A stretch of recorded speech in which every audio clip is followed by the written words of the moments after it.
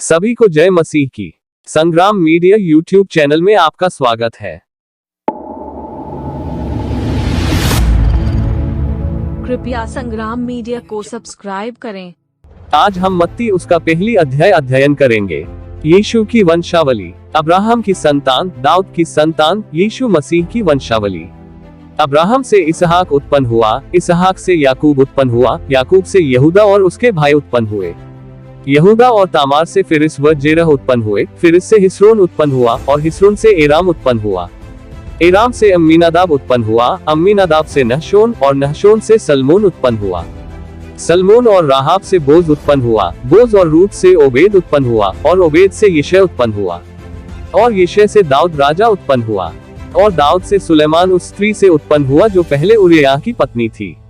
सुलेमान से रहबाम उत्पन्न हुआ, रहबाम से अबिय्याह उत्पन्न हुआ और अबिय्याह से आसा उत्पन्न हुआ।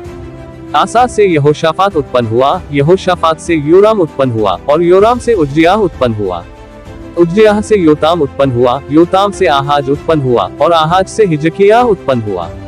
हिजकिय्याह से मनश्शे उत्पन्न हुआ, मनश्शे से आमोन उत्पन्न हुआ और आमोन से योशिय्याह उत्पन्न हुआ। और बंदी होकर बेबीलोन जाने के समय में योशिय्याह से यकुन्याह और उसके भाई उत्पन्न हुए।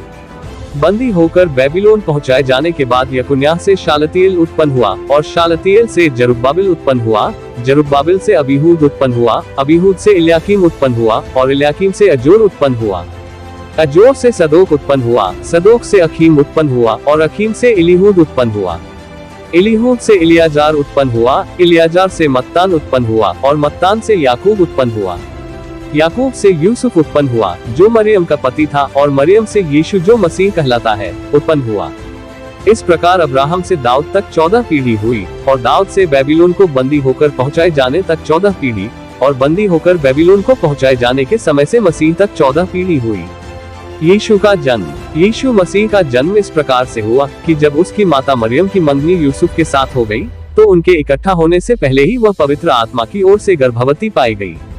अतः उसके पति यूसुफ ने जो धर्मी था और उसे बदनाम करना नहीं चाहता था, उसे चुपके से त्याग देने का विचार किया।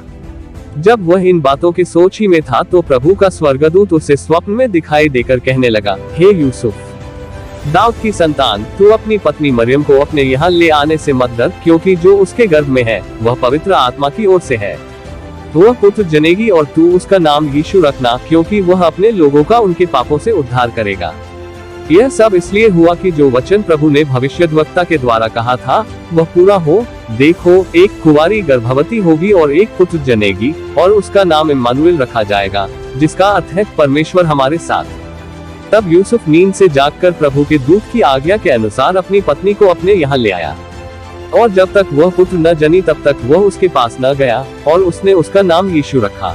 Thanks for watching. Kindly subscribe Sangram Media YouTube channel.